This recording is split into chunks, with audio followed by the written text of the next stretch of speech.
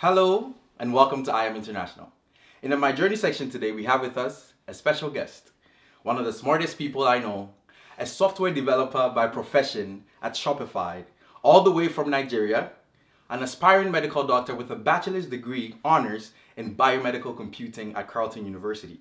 Ebunoluwa Segun, welcome to I Am International. Thank you for having me.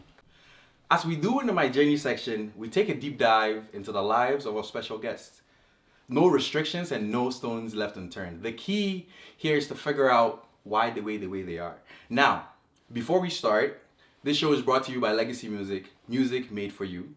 Back Pocket, the fun and easy way to give, and the George Legacy Foundation, innovation, leadership, and growth. So, Ebun, welcome to I Am International once again. Thank you. We are definitely honored, and it's a pleasure to have you here with us. We're just going to start our conversation today by letting our viewers know what's going on in your life right now in terms of, on all levels, job, initiatives, you're involved in different companies, different startups, whatever it is that you're involved in right now. And then we're kind of going to work back to it. So, let them know who you are, where you're from, what you do, and whatever it is that you have your hands in. All right. Thank you for having me. As you mentioned, my name is Ebunoluwa Segun, but I just go by Ebun, or people call me Ebs. I'm fine with whichever one. I am a software developer by profession. I currently work at Shopify, one of the biggest e-commerce companies ever to exist. Shameless plug. But aside from that, I have my hand in a bit of other things as well. I also am currently a product manager at Solv Advisors, a consulting firm for small and medium-sized enterprises. What else?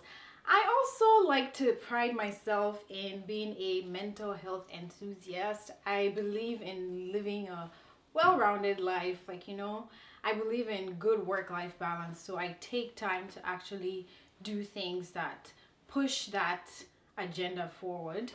What else? I don't know, George. What else do you want me to talk about? Everything, man. Everyone is involved in so many areas. There's other parts of her that you folks don't know. She has a creative side to her, and we're gonna get into that. But just to get the viewers to know more about you, I like us to go to a section where I call "Before You Were You."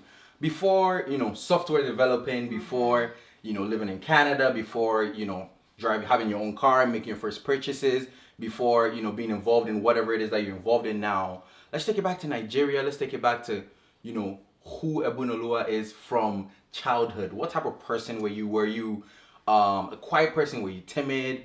Were you very active? Were you troublesome? Tell us about family. Tell us about how many siblings you have. Tell us about mom and dad. Tell us upbringing. Give us a sense of an idea where you grew up. How it is there. What city in Nigeria, what town, all of that. Give us kind of an overview. Okay, so I'm from a family of 5. My mom, my dad, and my 2 siblings. I have one brother and one sister. Currently, we all live together in Ottawa. But growing up in Nigeria, I wasn't a quiet kid per se, but I think my earlier years, I was the quiet kid. I was quiet just because I was a very tiny child. Little backstory, I was so small growing up. I'm fun size. I like to think I'm fun size, but I was so small that when I was in grade 1 or so, the school counselor actually told my mom, she pleaded with my mom to let me repeat the class so I can have some time to grow up a little bit, because she was concerned about how tiny I was. But as I grew older, the thing is, I just know that I was a very assertive person. I knew what I wanted every time. And so anytime me and my siblings wanted something, they would say oh, Ebun, can you go tell the parents, let Ebun go tell the parents, or let Ebun go do this, go talk to this person, go talk to that person. Because I just was that type of person. You could say I was bold.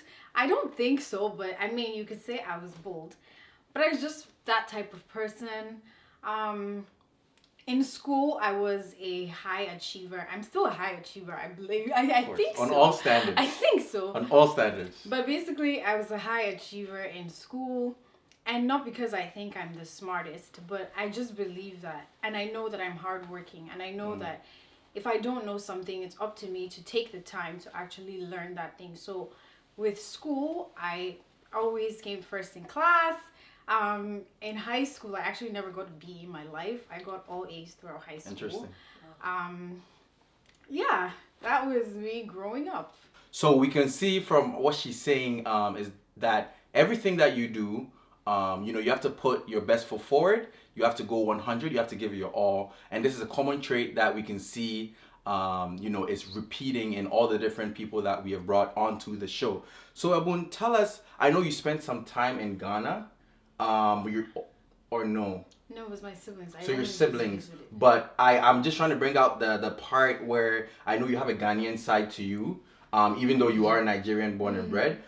So give us an idea of, or talk to us about your Ghanaian side of the family and how that's even possible, or where that's from, because you are fully Nigerian, but you can really relate to being Ghanaian. So let us know about that as well. Yeah, well, even though I was born and bred in Nigeria, I do not consider myself fully Nigerian, actually. Okay. I grew up in a very multicultural household. My dad was born in Ghana. His mom is Ghanaian. Well, was, because she's late now. May God rest her soul. His mom is Ghanaian and his dad was Nigerian. His dad is Nigerian. He's Yoruba. And then my mom is fully Nigerian, but she's Igbo. So imagine growing up in a household where you hear Igbo and Yoruba being spoken, and you also hear Shri. So growing up, I actually only spoke Igbo, which is my mom's language.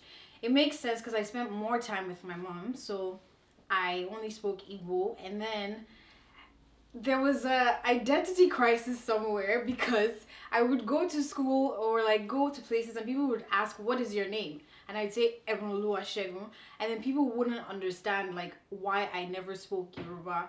So what I did was I took it upon myself to learn Yoruba language. So I had a Yoruba dictionary that I would open up every day and like just read different words and see what everything means. And then I started like asking people to speak to me in Yoruba. So that was the Yoruba part. And then just growing older, I started embracing the fact that I also have the Ghanaian roots. And so I used to visit Ghana a lot because I had family members there. My grandmother lived there. I had cousins, aunties, uncles there. And so I used to spend some of my summers there. And so it was actually here when I moved to Canada in 2014 that I started realizing that, I need to embrace that Ghanaian side more. And so I started, again, teaching myself how to speak Twi. I'm not great. I understand one or two things. Don't quote me on this. But yeah, that is a little about my multicultural life. Awesome, man. As you can see, there's so many sides there. She's a very wonderful person. So we're gonna move it just to catch up now, where you're in you're in elementary school in Nigeria. You've gone through that whole thing of, as you said, staying a year. So and that's a common thing I believe in most African schools, because they think you're not matured yet or whatever. But moving on, you went to high school in Nigeria. Yes. What school did you go to in Nigeria? So I went to a school called Mount Zion Academy. Okay. And for any Nigerians watching this is not a school by Mount Zion Films. Okay. Please. Okay. Make that clear. Make that clear. Mount Zion Academy is not a school from the makers of Mount Zion Films. Okay. Please. Okay, so to all the Nigerians out there, note that there's a difference. So you went to Mount Zion from what year to what year, what age to what age? I actually spent all 6 years of Okay. my high school there, from 2008 to 2014. That's So- 6 years, right? So yeah, is that boarding school as well? Did you go to boarding school? And I'm talking about senior high school. Is that a different school or is this the same school? So it was a day school. Okay. I never went to boarding school. I like to think I could not survive in boarding school whatsoever. My siblings actually went to high school in Okay. Ghana, but I stayed in Nigeria.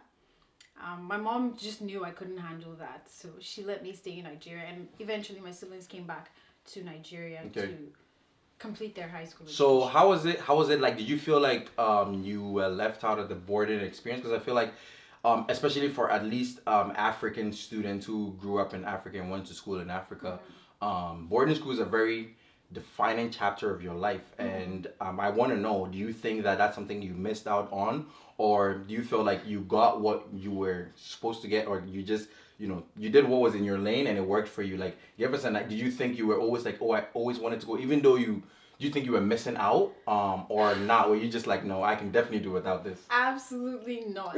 You know me. I hate suffering and I hate all of that struggle. And boarding school just seems like a struggle to me, to be very honest. It definitely is. It definitely is. I could not. I don't have tough skin. I'm not made for boarding school. So I'm very glad, thank you to my mom, that fought for me and didn't let me leave the house, like to go to another country or to go to boarding school. I definitely 100% do not feel like I do not feel left out of anything at all. Kudos to everyone that went to boarding school. Could not be me. Awesome. Shout out to those who went to boarding school. You made it through, and that's great news. So now, coming to Canada, high school is done. Was Canada always a thing? Was it always, I always knew I was going to go to Canada, or was it kind of like, oh, I'm considering my options? And in terms of considering options, were you considering other countries? Or was it always, because your siblings were already in Canada already. So, like, was it something that you knew, or were you also open to going to other places, but then you weren't really sure? Like, when did Canada become a reality? And, when did you actually know that, okay, I'm actually going, and it's not like something that with parents just whispering now, like, she might go, but we're not really sure? So Canada became a reality when my dad said so. Okay. That's the simple, short answer. Okay. But the truth is, me and my siblings and I, we all thought that we were going to go to the UK for university, because all our cousins went there. Okay. Like, most of our cousins went there. We had family there. So it just made sense to go to a country. And then my dad comes home from work one day and he says, no one is going to the UK. You're all going to Canada. Crazy. After your high school. And to be very honest, we were against it because we were like, we don't have family members there. We don't know anyone. You wanted to go to the UK. Yeah, but he had a friend here. But then we were just like, we don't have family members. Like, why are we going to Canada? And then he even not threatened, but he told me that, he was actually even thinking of sending me to China for medical school. Okay.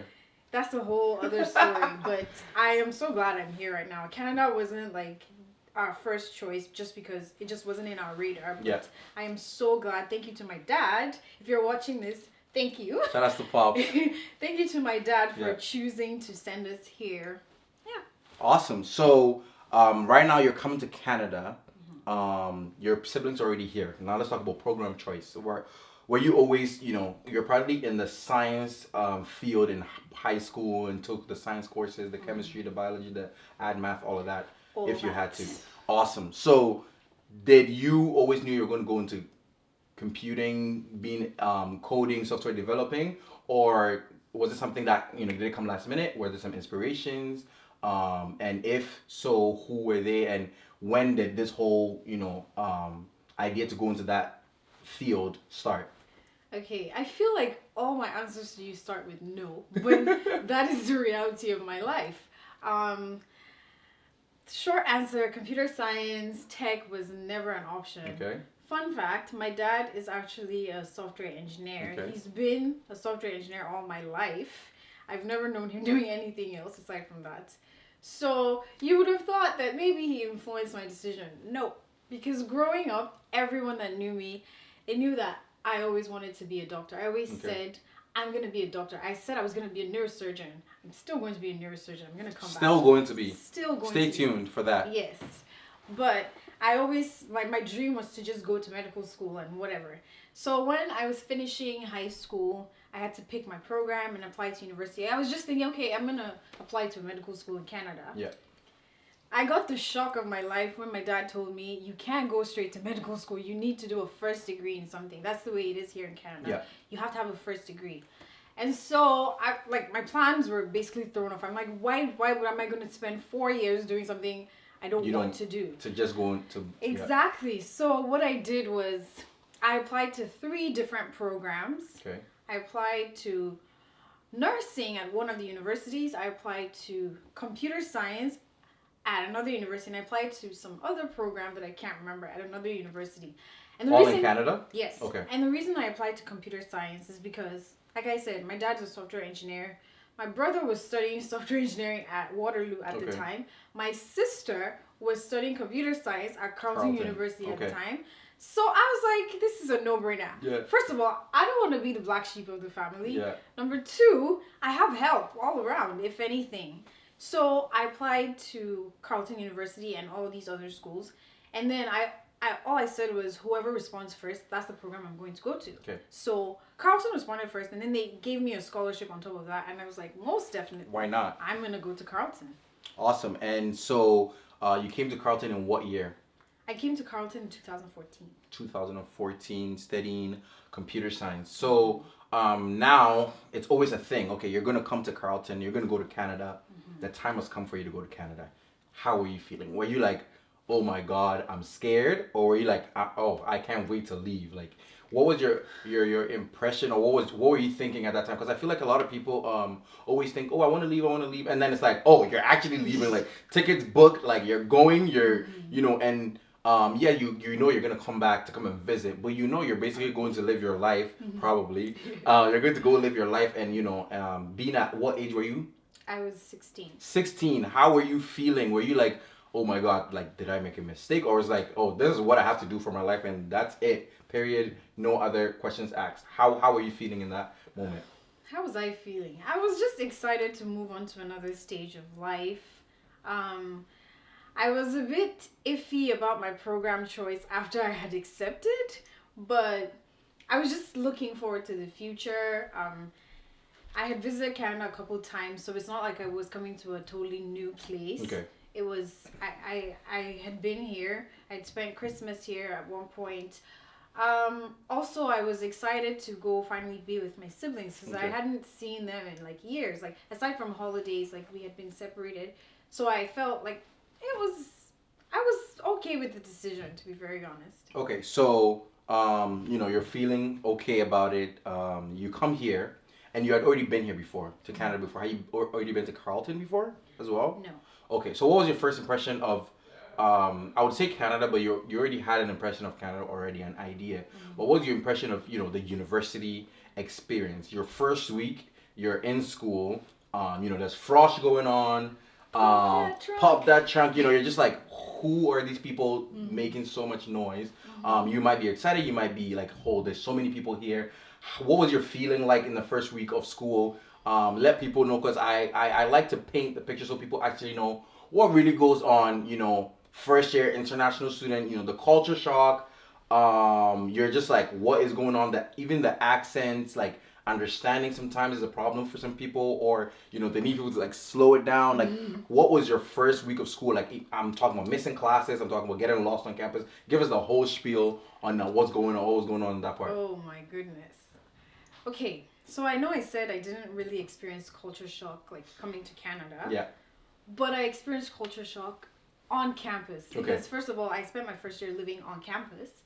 And first week going into school, frosh week. First of all, what is this frosh week? It's young people, university students, first year students, just doing activities here and there. Everything. And like, exactly, there's a lot going on. And then you're in your room and you see people driving up, coming to their dorm rooms for the first time, and then you hear facilitators shouting, pop that trunk, pop that trunk. And then throughout the first week or frosh week, people are banging on your door in the morning to like come out, wake up, and go to the frosh week activities.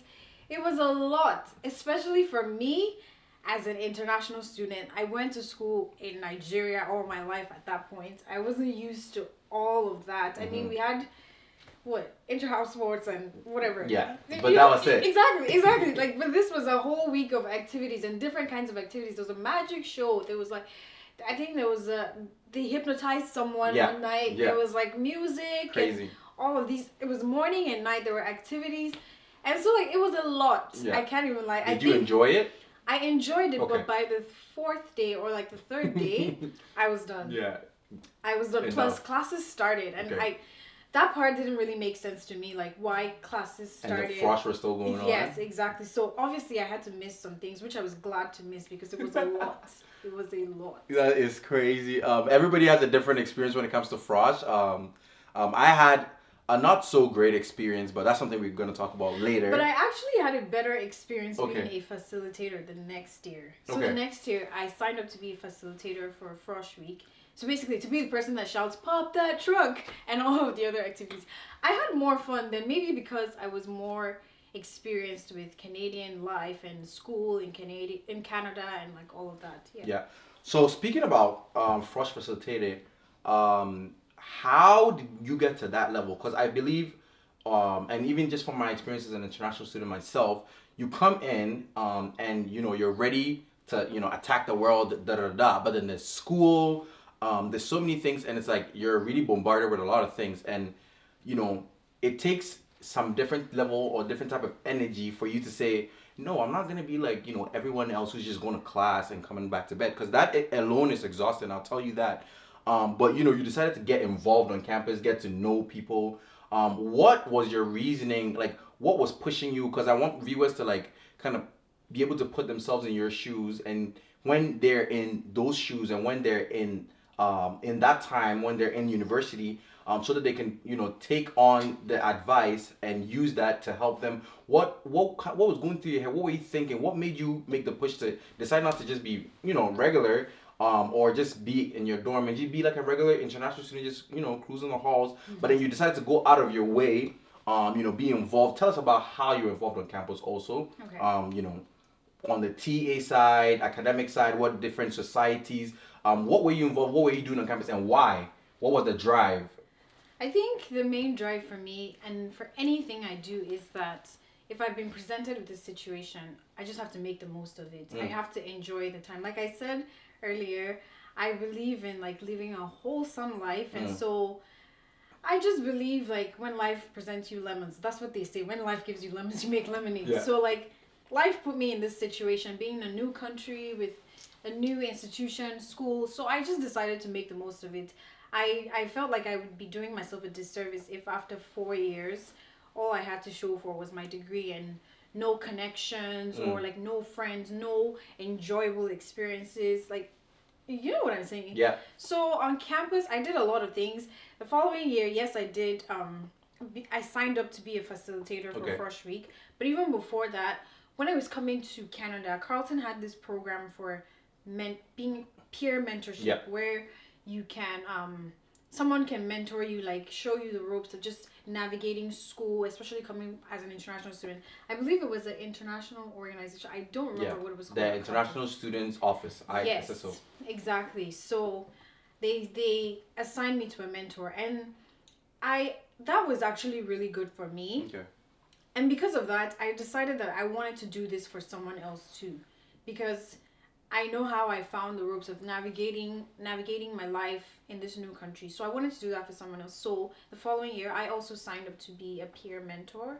So I did that. I also joined UNICEF, UNICEF Canada, well, UNICEF Carleton, and I really loved it there. We did fundraisers. We did loads of activities. We also did like a bake sale. We did we had a day where we had an international food sale type of thing. So as a Nigerian, I brought Nigerian jollof. People brought lots of other things. That was really fun. I made connections there. I'm still in touch with some of the people that I met there. What else did I do? I was a TA because if you know me, you know I really love to teach. It's just one of those passions I have. Trust me, I know. I love it when like someone says, I get it. It makes sense. Thank you. You know, that like it gives me so much gratification. So I was a TA, but then I took it a step further. So I signed up with the Paul Menton Center at Carleton University. So what that center is, it's a center for I don't want to say disabled, but people with disabilities, different kinds of disabilities, mental or physical. I signed up with them to also be a note taker and then a tutor, basically, because I noticed that sometimes not everybody understands what the professor is teaching at the same time, because people have different learning capacities. and some people need special care and special attention when it comes to learning. So I wanted to bridge that gap in my own little way. So I also signed up to do that. That was so much fun. I did that for about 3 years. Even after I graduated, I was considering still doing that, but my schedule wouldn't let me, Those are some of the things. I'm sure there are other things that I forgot.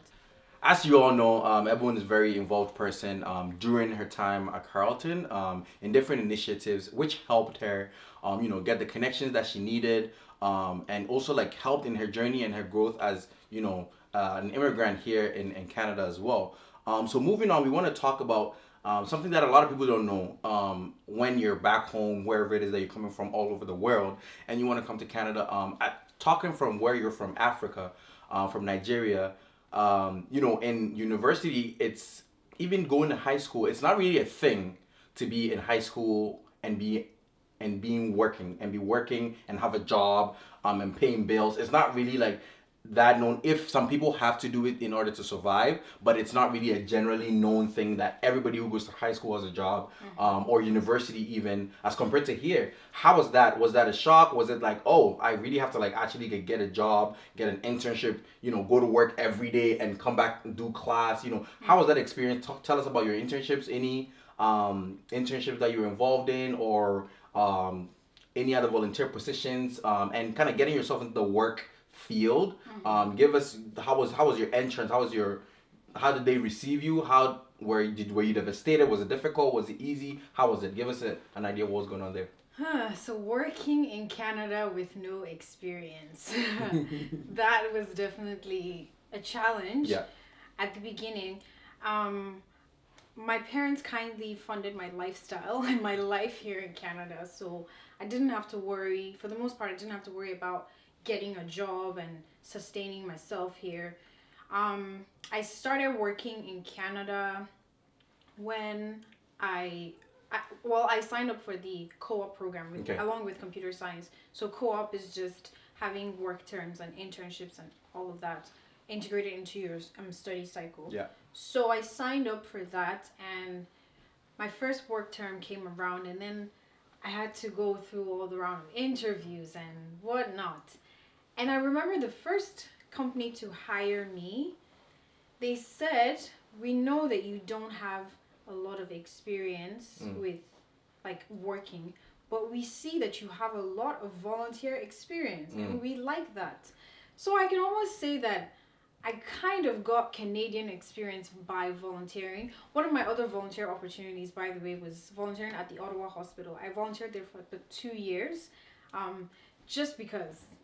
Just because, guys. Yeah, I really like helping people and whatnot, but then also I just like to put myself in that medical space. However, true for the experience as well. Exactly. So I remember they said that to me, and so that's how I got my first paying big girl job. Actually, that's a lie. My first paying big girl job. My first paying job was actually at Carleton University, where the Paul Menton Center hired me to be a tutor. Okay. So, but then my first internship, my first job in the field of tech, was in 2016, I believe. And so that's how I got in, and it was supposed to be a 4-month internship. And so after 4 months, they were like, "We like you, so we know you have to do a." What's the name of the company? The name of the company was 2SD at the time. 2SD Inc. It's a tech company? Yes. Okay. Basically, they specialize in creating software for railway. Okay. And so, after 4 months, they were like, "We know that you have to do a second work term, so we'll keep you." So I did an 8 months internship there, or co-op term.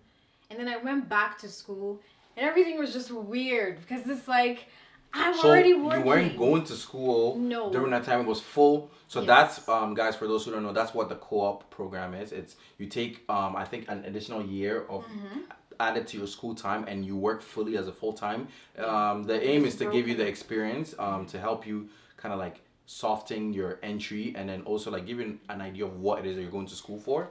and you get to actively do it. So just for those who want to know as well, you can't just go into co-op. You have to have a certain GPA requirement to be able to enter. Depending on the program, it could be higher or lower, like engineering, computer science. You have to have something very high to keep even the co-op, because you can be in it and be kicked out of it. So you were in that for 8 months. Yes. And so through that, what was your next? Where did you work next? Where was your next stop? Was it something that you were looking for? And what I'm trying to get out of this question is kind of let people know, was this something that you planned? Did you plan your life in terms of, I want to do this and then I'll do that, and I'll do this, and because I know this is something that you're very actually very experienced in, just like kind of career development and kind of planning, putting together like a pathway of where you want to go, and maybe you might not necessarily go that path, but having an idea, it helps shape how hard even you're gonna work at whatever opportunity that you have. So tell us about that part, and then you can throw in your experience on career development and doing a career plan and all of that as well. Okay, so I did all of these internships. My co-op, I had about three work terms. After 2SD, I also worked at a fintech called Recognia. I'm now trading Central. Okay. And then after that, I went back to school to finish my degree because I really just wanted to be done with the degree. What co-op does to you is, especially if you do like a 8 months work term, is you're already in that mindset of like, I'm working and whatnot. So when you go back to school, you're just like, what is this? Why am I here? Yeah. So at that point, I just wanted to finish my degree. And so I just planned out, okay, I need to take this course and that course. Okay, I know that sometime in the future, I'm planning to go to medical school. So I need those prerequisites. So I took the physics, the chemistry, biochem, and all of that. Like everything you need, basically. So I planned that part. I actually planned out because I knew I wanted to graduate at a certain time, and I also needed these courses. So I switched my program from just honors computer science to biomedical computing. Okay. So that was a big part. I planned that part, and then I was graduating. But in my final year, one of the companies that I had worked for before, they hired me part-time as a part-time software developer. So in my final year, you could say that I already had a job to go to after graduating. But I was working and completing my final courses, taking my honors project. And then I just thought, I was like, this job is great, but I would like to explore and see what else is out there for me. So I started applying to different companies. One of the companies that was actually on my site was Shopify, actually, because I really love, go look them up, Shopify. If you don't know Shopify, go look them up. One of the biggest tech companies in the world, and is it the biggest in Canada? I wouldn't say it's the biggest in Canada, but it's up there. One of the biggest in Canada. Okay. So moving on, we've graduated now. And did you start working at Shopify right away, or did you work somewhere else? Did you have the offer? Like, how did that whole transition work into like moving from full student to full work time, doing your thing? Yeah, so I actually got the offer to work at Shopify before I graduated. Okay. So I started working at Shopify like a week or so before my actual graduation ceremony. Okay. And then, basically I was working at Shopify. I switched from my part-time job at the tech company that I was working on during my final year to Shopify. One big mistake that I made was that I only gave myself 1 week of a break between graduating, working at the other company, and switching to Shopify. Please don't do that. Yeah. If you're graduating, take time to first celebrate that you've done this 4 years, 5 years. It's no easy feat. Yeah. Like, take time to celebrate. Take time to recuperate. Like, you need to actually give yourself a mental break and like, yes, I did this. Let me just sit down, smell the roses. Exactly. Like, take a 1 month vacation. Go to Europe. Go anywhere. But take time to breathe and relax and rejuvenate yourself before you start this whole new journey. That's something I didn't do. If I could rewind back time, I definitely would have taken a longer break. But yeah, that's how I started at Shopify. Nice. So you're working at Shopify now. One thing we can learn from all these guys is that hard work pays off. If you put your energy into something and you're very disciplined and you're very focused, You can see that she's reaping the benefits and she's enjoying the benefits of the hard work that she put in throughout the years. Now, one thing that I want to ask you is, out of all your experiences, right, as an international student, what would you say is the experience that really, made you into the person that you are today? If it's not one specific one, maybe name something that you think was very, important. It played a very important role into making you who you are today. It could be a good experience, it could be a bad experience. Tell us about that, and then just tell us your biggest lesson you've learned throughout all your years here in Canada, being an international student. What would you say is, if you could talk to your younger self right now and advise young Ebun before she came to Canada, like what would you tell them? What would you tell our viewers who are listening? Some are looking to come to Canada or different parts of the world for the masters, PhDs, the bachelors. What would you tell them? What would you tell your younger self? Okay, to touch on the first part, I would say the thing that has helped me most and that has stuck out to me is that personally, I'm such a big learner. I just like to learn, consume all the content and learn. I love it. Love it. I keep saying that if going to school was an actual job, that would be my dream job because I just love learning. And so one thing that helped me is that whenever I meet people that are smart people or just people that are great at what they do, I'm just I need to learn from you. A big secret about me is I actually love feeling intimidated by people because I know that the next time I meet them, I do not want to be intimidated by them. So if I met someone who's doing something really great and I felt a bit intimidated, that's a challenge for me to go make myself better, go learn this or do that. How can I become better? So next time when I meet this person, you're going to be on point. Exactly. And so another big thing is mentorship. So key in your school, at work. You need mentors and you need people. The first time I met my mentor, my current work mentor, I was intimidated because he told me his story and I just saw where he's at right now, and I was like, that is so inspiring and I want to learn from you. So I just always kept going back to him, okay, what do I do? And he's the one that taught me to actually write a professional development plan. You can read more about that on my website. Shameless plug. Ebunoluwasegun.com /resources. Yeah.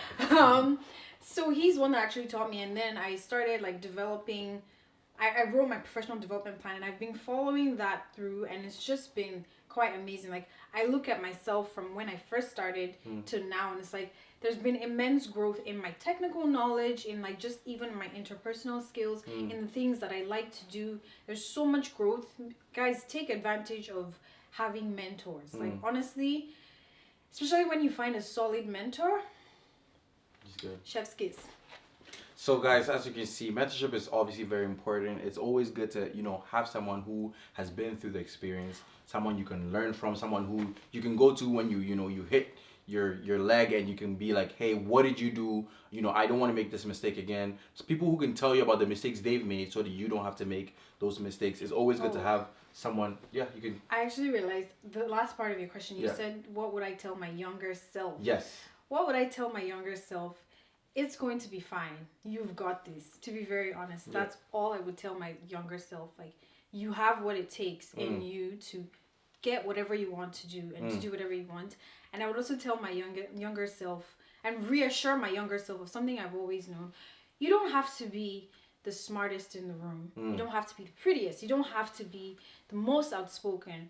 You just have to have good willpower and be hardworking. I'm humble brag, but I'm actually a really hardworking person. I see what I want to go for it. So I'm gonna tell my younger self, keep doing you. You're awesome, girl. That is awesome. And to all those watching, listening, who are just oh my God, this girl's so cool. I want to, get to know her. She's gonna tell you about her socials, and if you want to reach out, for her to be a mentor, all of that. We're gonna come to that later, but we can see from here that one, being hardworking is very important, but two, having good leadership in your life, someone steering you the right way is gonna help you avoid so many potholes, so many troubles, and put you in the right track to achieving what it is that you want to be. in life. Now, Ebun, we're gonna move it to that section where is the riddle section. So I'm gonna ask you 3 questions as we're wrapping up. 3 very quick questions, and the catch is that you have to answer each question 1 second after the answer is we need to get what comes out of your mouth, like that whatever you're thinking at the end of my question, you have to spit it out. That's how it is. You don't have more than a second to answer the question. So we're gonna go to it first with the first question that says, would you rather meet your ancestors or would you rather go to the future to meet your great grandchildren? Future. Would you rather be hot or too cold? Too cold. Too cold. And the last one is, would you be stuck on an island by yourself alone or with someone who talks incessantly? Someone who talks incessantly, because I can talk incessantly too. You already know that. Awesome. Well, thank you so much for coming. Thank you so much for talking with us. I am your host, George Owusu-Mensah, and this is I Am International. Thank you.